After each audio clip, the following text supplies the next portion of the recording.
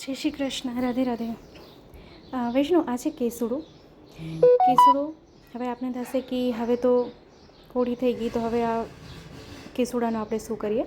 તો જો કેવું થાય છે કે આપણે જ્યારે કેસુડો જોઈએ ત્યારે ન મળે, બરાબર, અને જ્યારે મળે ત્યારે તાજો કેસુડો મળે.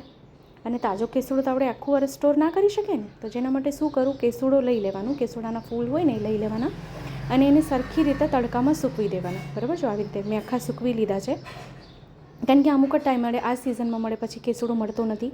તો તે જંગલ વિસ્તારમાં જ મળે છે કે આપણે નાથદ્વારા જઈએ કે વ્રજમાં જઈએ તો પર્ટિક્યુલર જગ્યા પર જ મળે છે. તો અમે તો શું કરીએ, ત્યાંથી કેસુડો આવી રીતે લઈ લઈએ છીએ અને પછી એને સરખું સૂકવીને અને પછી એની ડંઠલ જે હોય એને કાઢી લઈએ અમે એના ઉપરના, અને પછી એને આવી રીતે અમે છે ને ભૂકો કરી લઈએ છીએ હાથેથી, અને પછી અમે લોકો છે ને એને આખું વરસ ફ્રીજમાં રાખી દઈએ.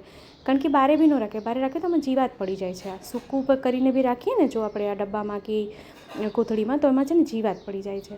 તો એને શું કરવું, આવી રીતે હાથે ચાળવાનું બી નહીં, એને આમનામ જ રાખવાનું, હાથેથી આવી રીતે મિક્સરમાં પણ નહીં પીસવાનું, હાથેથી આવી રીતે સરખું મસળી લેવાનું અને પછી એક ડબ્બામાં એને ભરી લેવાનું અને પછી એને ફ્રીજમાં મૂકી દેવાનું. તો આવી રીતે મેં એક કન્ટેનર લીધેલું છે, તો એમાં જ અમે લોકો આવી રીતે છે ને ભરીને પછી ફ્રીજમાં અમે લોકો મૂકી દઈએ છીએ. તેથી શું છે કે આખું વરસ આવું ને આવું જ રહે, અને પછી બીજા વર્ષે ફરીથી આ કેસુડાનો રંગ બની જાય છે.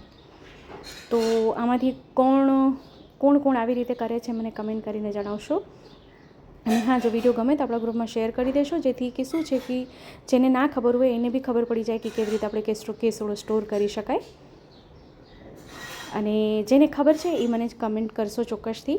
અને જો ચેનલ પર નવા હોય તો ચેનલને સબસ્ક્રાઈબ કરશો, બેલ આઇકન હિટ કરશો, જેથી જ્યારે બી કોઈ વિડીયો અપલોડ કરું તો આપ સુધી નોટિફિકેશન આવી જાય.